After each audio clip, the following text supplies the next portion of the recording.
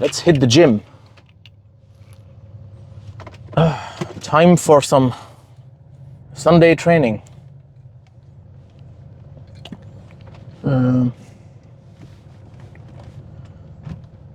Let's do some chest. It's chest day. No cardio this morning, so I might just do cardio after I finish my workout. I kind of I'm thinking of like switching cardio, because I was thinking I usually do 4 or 5 days of boxing in the morning, and that kind of, it's quite taxing, 20-30 minutes of boxing every day in the morning is quite fucking taxing. So I might just switch it and might do like one day on at home, one day at the gym or something like that. See what works, how my body responds to that. And I haven't really done cardio after the gym for a long time. I mean, right after the gym. I usually do it in the morning, separate, like a few hours. So let's see. It's good to change up your routine once in a while. Had 2 meals so far have been consumed. Well, a meal and 6 eggs.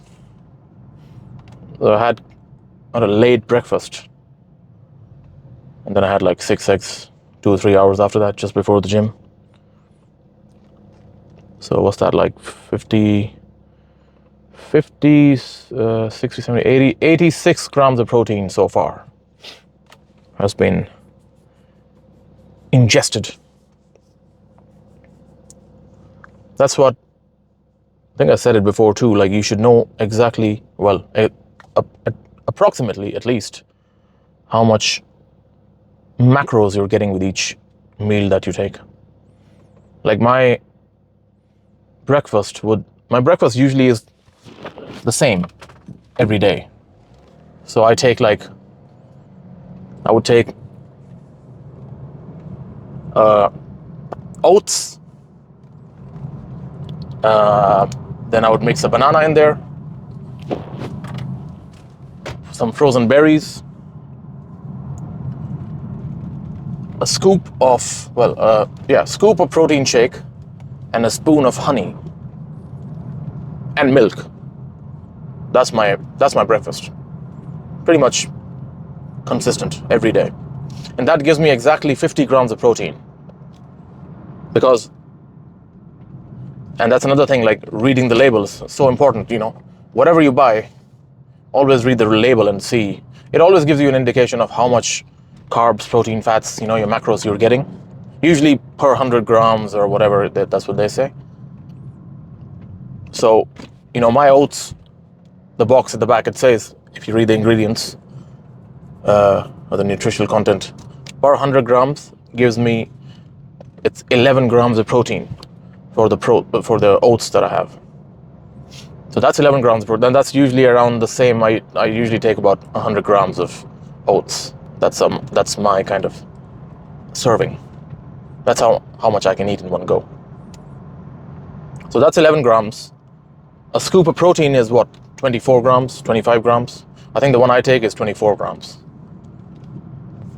So that's 11, 24, that's what, 20, 36. So that's 36 grams of protein.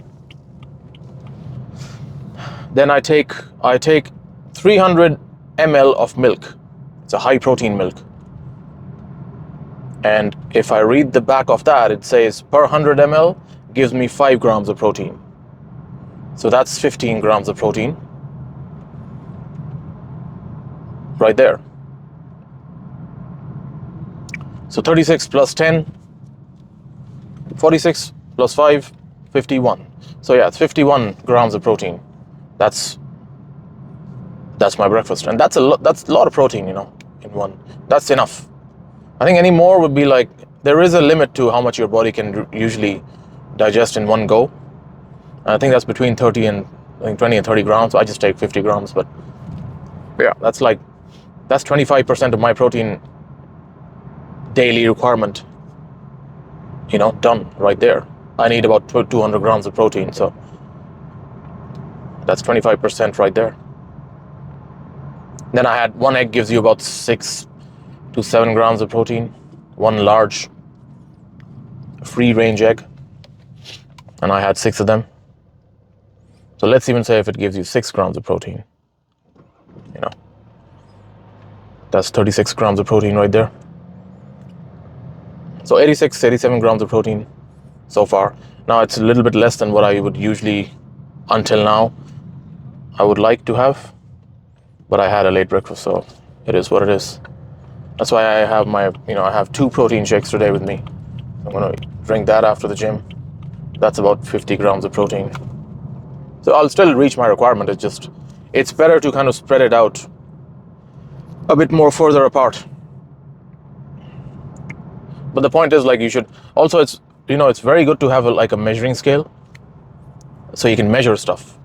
A kitchen measuring scale. I mean, not the ones you measure yourself with. It's a bit more sensitive. The kitchen one.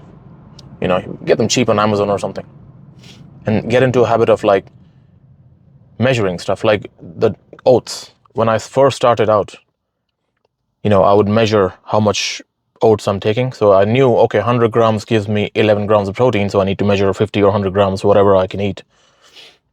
So that's good for that. And you can do that with anything, really. Get some chicken breast.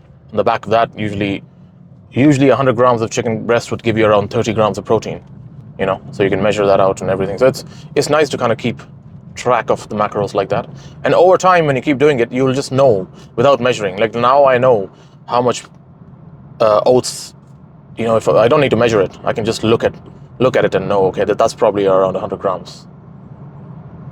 So over time, you'll know anyway. And then you can kind of plan your meals like that, You can, so breakfast is, for me anyway, it's pretty much the same. So I don't need to worry about having a variety in the breakfast. That's the same. If I want to change up my, let's say I need to, I'll eat 200 grams or 300 grams of chicken breast and some vegetables or something like that, then that's lunch. Something fish or steak or something for dinner. So it's not that hard to get all the protein you need from food. Like I need 200 grams. I can get that from food. If I had today, if I had the breakfast at, let's say 9, I had it really late. I had it 12 o'clock. If I had it at 9 o'clock, that's 50. I would have another meal, let's say 1 o'clock. I'd have my lunch, 1 or 2, whatever. In between that, I could have had 6 eggs. That's another 36. That's 86 grams before lunch. I would have lunch, let's say chicken breast. 200 grams of chicken breast. That will give you around, 60 grams of protein. That's 120, 130 there. Then you can have another snack or something before hitting the gym, or whenever you hit the gym. At the most, you should really need 1 or max 2 scoops of protein a day. If you want to take in protein, I usually do it right after the gym in the car, just mix up a protein shake, drink it. But you can even save money, with protein if you just get your protein with you can save money with protein shakes. Instead of buying protein shakes, I'd rather have protein from food. So it's good to kind of start measuring out and knowing how much macros you're getting. Carbs is not that difficult, I guess. I mean, the general rule is if you need, let's say 200 grams of protein, I would take 300 grams of carb or 350 grams of carbs, just a little bit more. So just add 150 grams of carbs on top. And carbs, it's quite easy to get the carbs in. Many sources of carbs. So that is that. All right, arrived at the gym. Let's do some chest. Rotator cuffs have been nicely warmed up. Let's start with some incline Smith machine bench presses.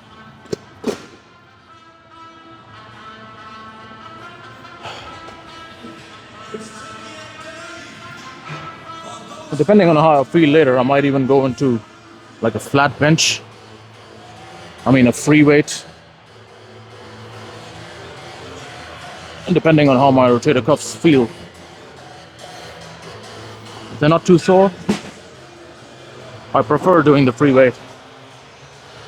And the only reason I do that on incline, or I mean, the Smith machine is rotator cuffs get too sore on the flat free weight bench press. Kind of annoying. Let's do a warm up here.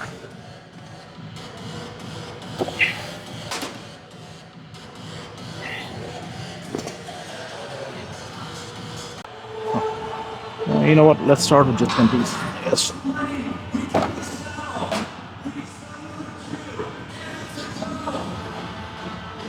Ooh.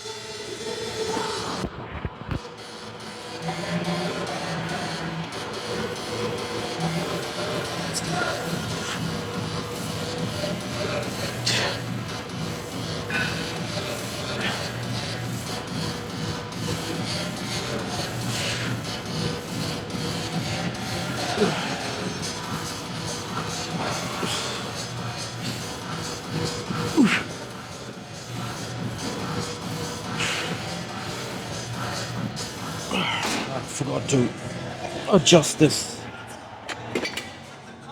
It keeps slipping off.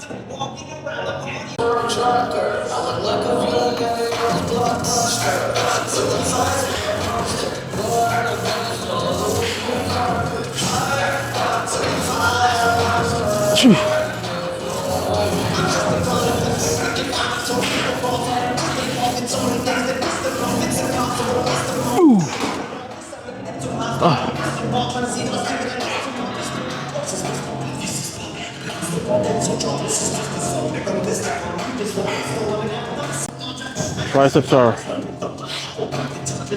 getting burned as fuck. And shoulders. And the chest, really. Usually I feel it on the chest before I feel it on my shoulders and triceps. Today is not the case. Maybe later we will.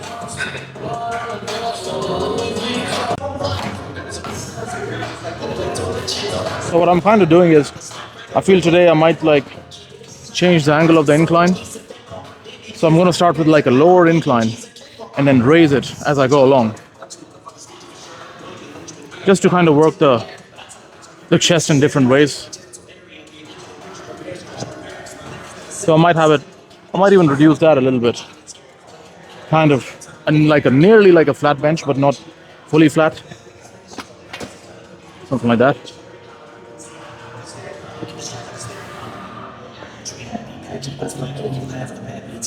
And then with each set, maybe with each 2 sets, I might do 2 sets with each angle and raise it until I can nearly like upright. That's a good way of kind of including some variations in your workout.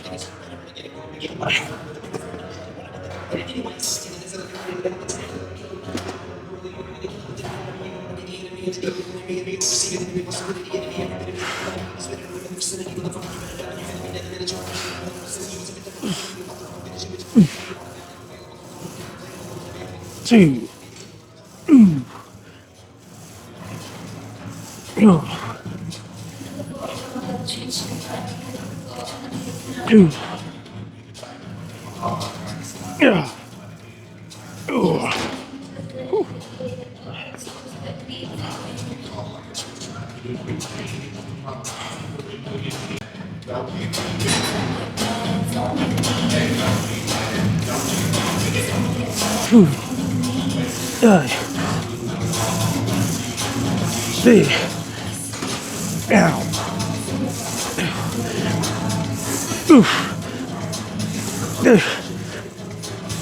Yeah. Oh.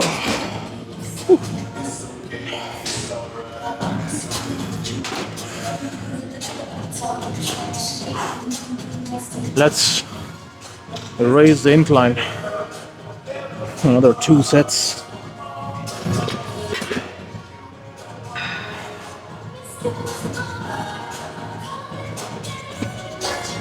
I don't even know what number that is. I don't really like to go too upright because then you end up doing your shoulders. So you want to just go at the right angle where you're still hitting on top of your chest, but not start hitting your shoulders or front delts. So see, you should be feeling the load on your upper chest with incline. If you feel like you're hitting your shoulders too much, then it's too high of an incline. You got to reduce it a little bit.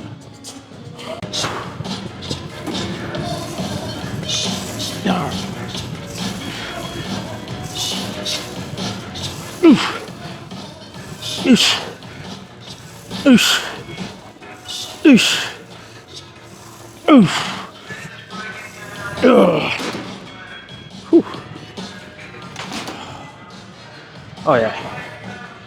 Now I can feel it on my upper chest instead of my triceps and my shoulders as much.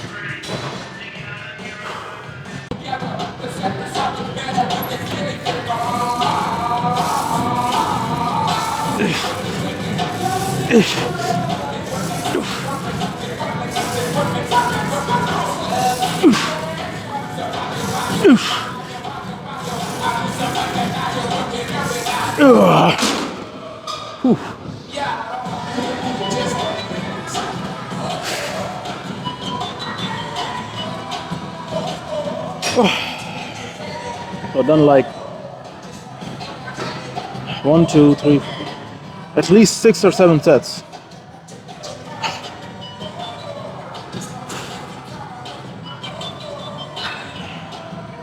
I might flatten this completely and do like maybe 3 or 4 flat bench. Just stick here. I don't think I want to go to a free weight flat bench. Not today.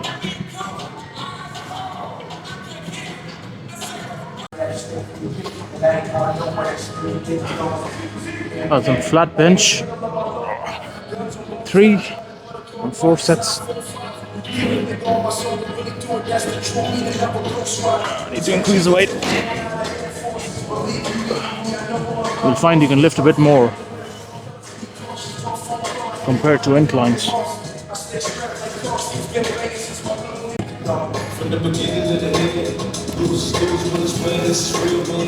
Yeah.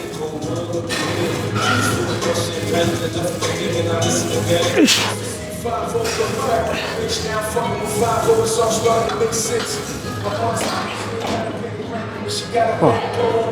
Rotator cuffs are sore. The flatter I go, the more sore they get.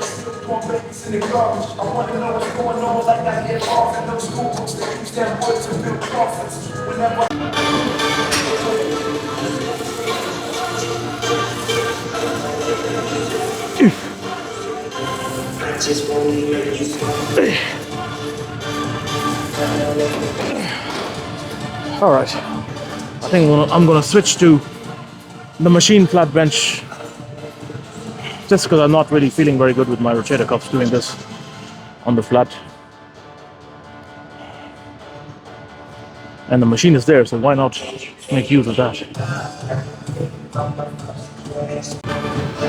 I guess let's push out 4 sets here just to get a bit of flat angle chest activation. We did a lot of inclines, but not as much flat yet. And I can lift a bit more here as it doesn't put too much strain on my cuffs, rotator cuffs.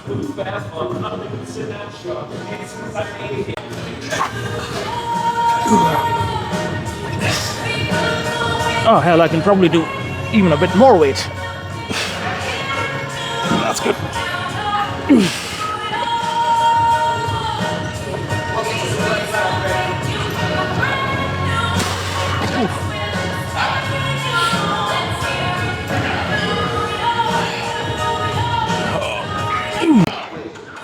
Let's do one more.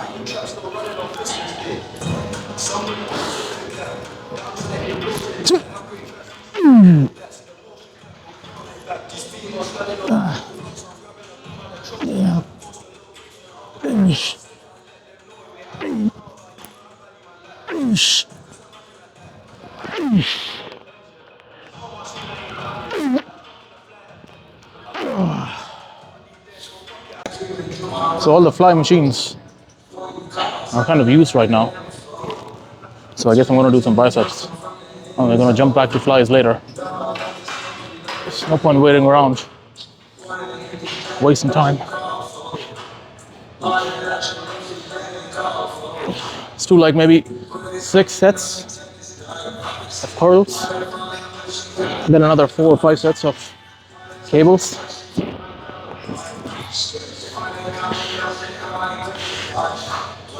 By that time, hopefully, the machines should be freed up.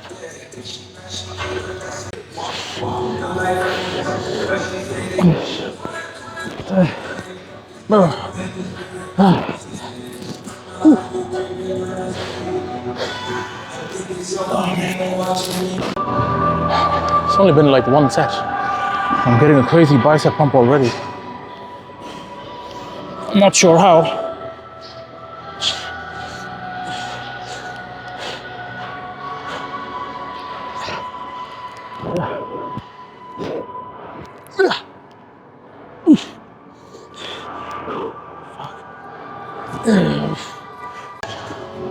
Ideally, you want to finish like one body part altogether and then move on to, like, I would have liked to finish all of my chest and then moved on to biceps,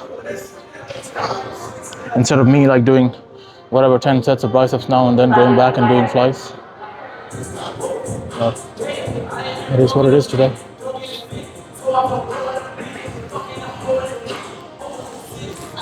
I guess sometimes that's how you learn. You know, you never know. You took like a few minutes off. Whatever, like if it takes me what, 10, 15, 20 minutes to do the biceps, and then I go back to doing my flies, maybe I get a better pump because it's kind of rested. Maybe not, but that's how you learn, like trial and error. Let's do one more with this weight. We might switch on to the bar then.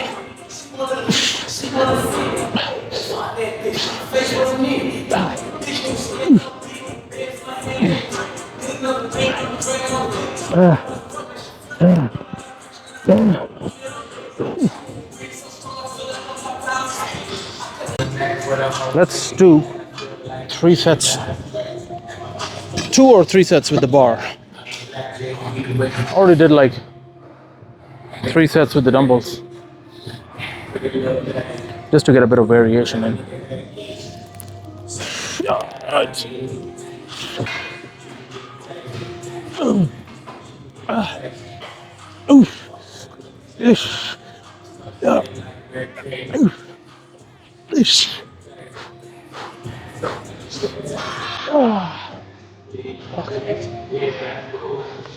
Now put the camera on the bench that I'm on, so if you see any shakiness, that's what that is.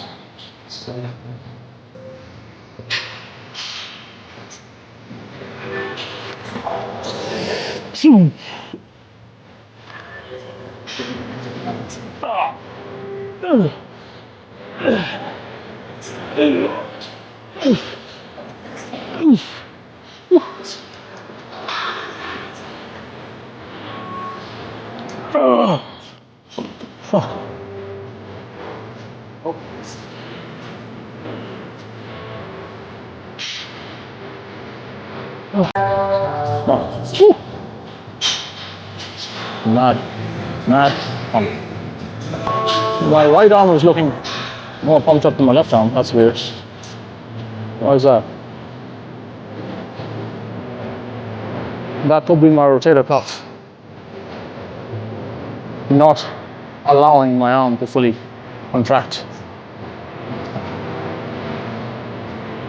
That's pretty good.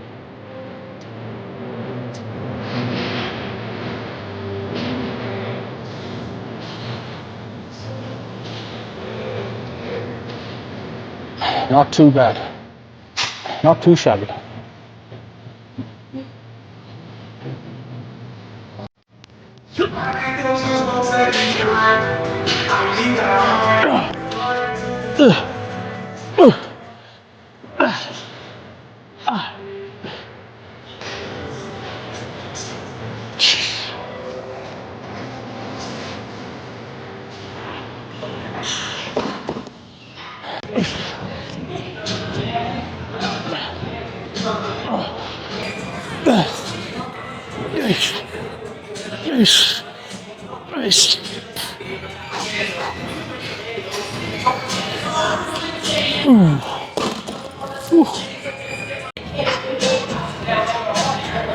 I did like 6 sets, maybe 7 bicep curls.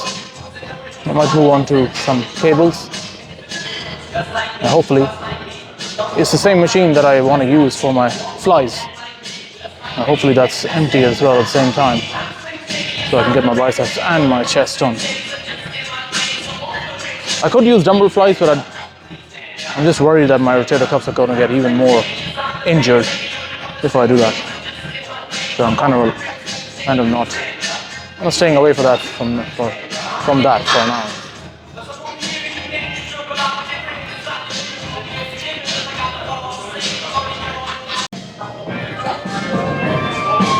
So that machine that I was hoping to be free is not, unfortunately. But this one is, so I might just use this.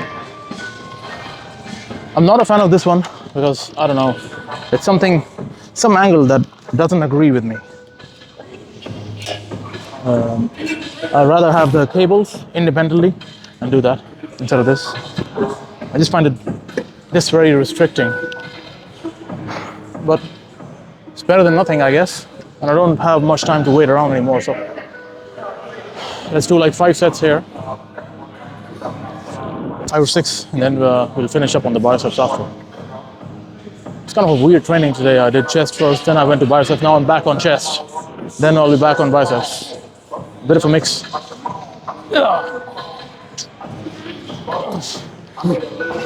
This.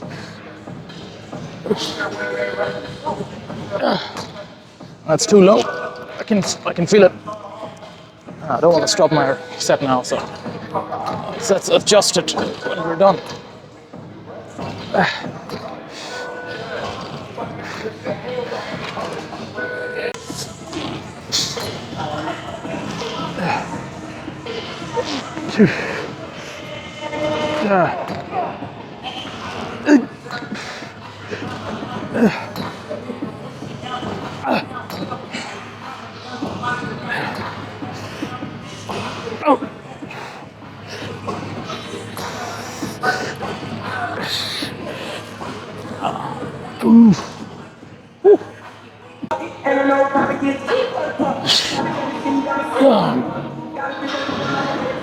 All right, hang on.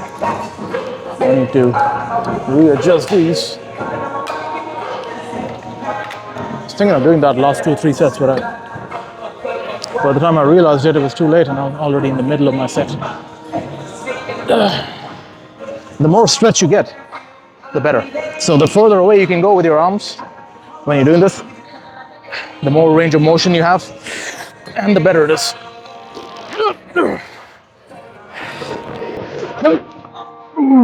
Fuck. All right, so we're done with our chest.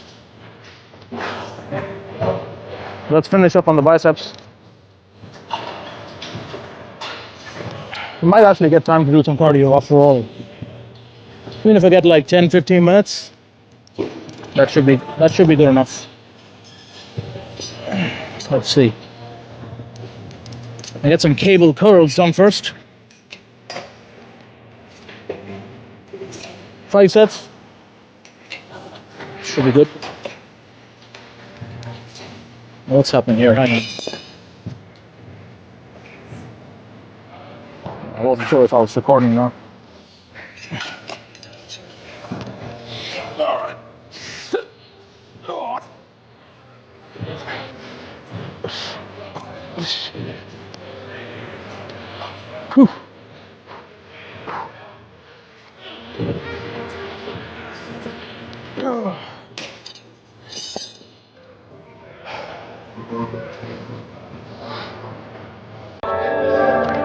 Two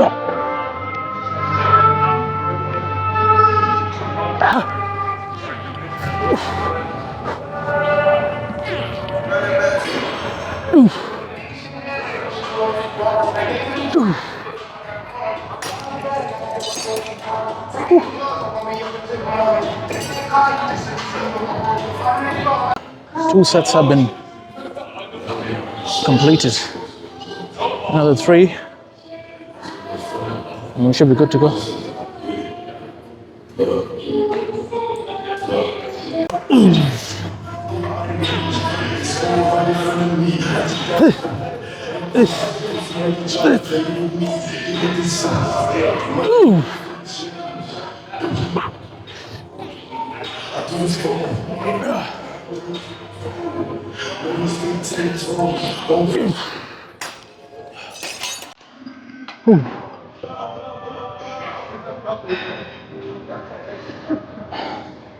Kind of hungry already. I like to go home and eat some chicken. I've still got like about 120, 130 grams of protein left to consume. Well, I mean, I'll have about 50 grams in the car now in the protein shake. By the time I go home, get a shower, another meal should give me another 50 grams. And maybe I'll have a snack later on. Should be okay. I don't really like doing this because it's too much protein within a short amount of time. I'd rather spread it out, I was saying earlier, in the car.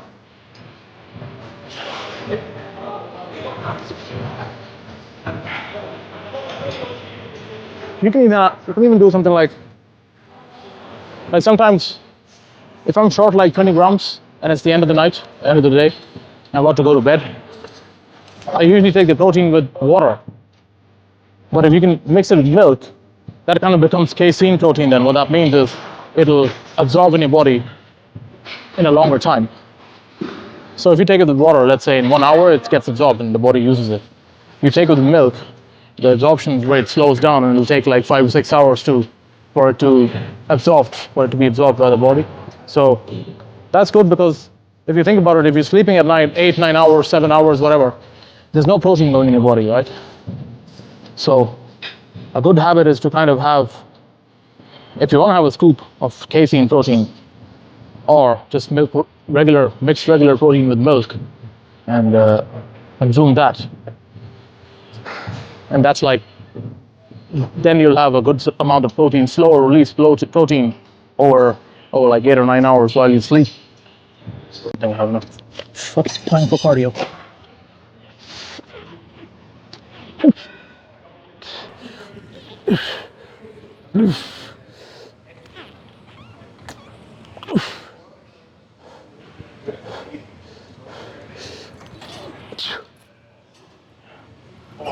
Alright, I've got another 10 minutes before the gym closes.